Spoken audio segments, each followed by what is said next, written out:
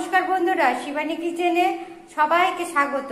এই যে গরম পড়েছে, এই গরমে একটু মাছের পাতলা ঝোল হলে ভালো লাগে। সেজন্য এই গরমে মাছের পাতলা ঝোল করার জন্য আমি নিয়েছি, এই দেখুন ঝিঙে নিয়েছি আর এই লাল শাকের ডাঁটা নিয়েছি, দিয়ে এই মাছের পাতলা ঝোলটা করব। প্রথমে এই মাছটাকে আমি এই দেখুন লবণ আর এই যে হলুদ মাখিয়ে দিলাম,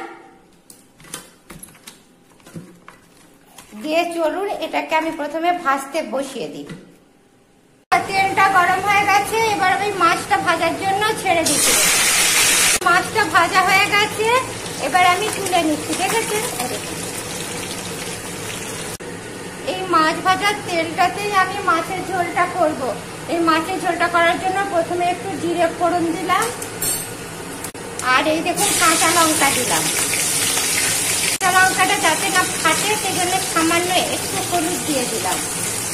জিরেটা ভাজা ভাজা হয়ে গেছে, এবার এর মধ্যে আমি ঝিঙে, লাল শাকের ডাঁটা আর আলু করে এরকম দিয়ে দিচ্ছি।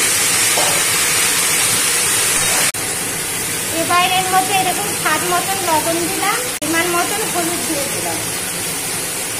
এবার এটাকে আমি একটুখানি ঢাকা দিয়ে দিলাম।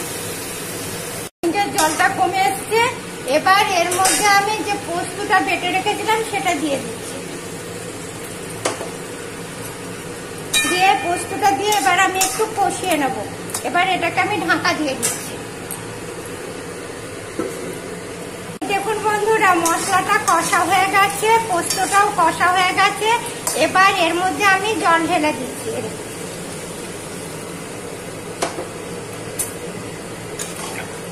ঝোলটা ফুটে গেছে, ডাঁটাগুলো সিদ্ধ হয়ে গেছে, এবার এটাকে আমি নামিয়ে নেব। এবার তরকারিটাকে সাঁতলে নেওয়ার জন্য এই দেখুন তেলটা গরম হয়ে গেছে, পেঁয়াজগুলো দিয়ে দিলাম, একটুখানি সামান্য হলুদ দিলাম, একটুখানি জিরে গুঁড়ো দিচ্ছি, একটুখানি এই দেখুন লঙ্কার গুঁড়ো দিলাম, হালকা একটু লবণ দিলাম। দেখুন বন্ধুরা, পেঁয়াজটা ভাজা ভাজা হয়ে গেছে, এটা আমি এবার সাঁতলে নেব।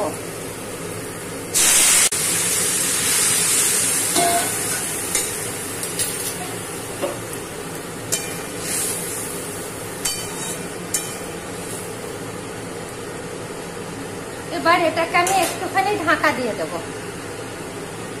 ফুটে গেছে, এবার একটু চিনি দিয়ে দিলাম। এবার এর মধ্যে আমি মাছটা ছেড়ে দিচ্ছি। দেখুন মাছের মাথাগুলো দিয়ে দিলাম।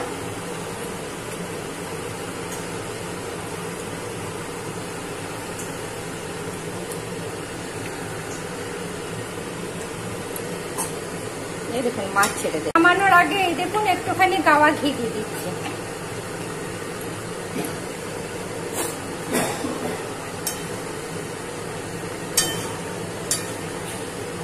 আবার একটু ঢাকা দিয়ে দিলাম। এই দেখুন বন্ধুরা, কি দারুণ লাল শাকের ডাঁটা দিয়ে, ঝিঙে দিয়ে, আলু দিয়ে মাছের ঝোল হয়েছে। আপনারাও এই গরমে এরকম পাতলা ঝোল করবেন পোস্ত দিয়ে, দেখবেন খেতে খুব ভালো লাগছে। আর আমার এই রেসিপিটা আপনাদের যদি ভালো লাগে তবে লাইক করবেন, কমেন্ট করবেন, শেয়ার করবেন। আমার ঝিঙে দিয়ে লাল শাকের ডাঁটা দিয়ে ঝোল হয়েছে, দেখেছেন? আপনারাও ঠিক এইভাবে ঝিঙে দিয়ে লাল শাকের ডাঁটা দিয়ে ঝোল করবেন, দারুণ খেতে লাগবে।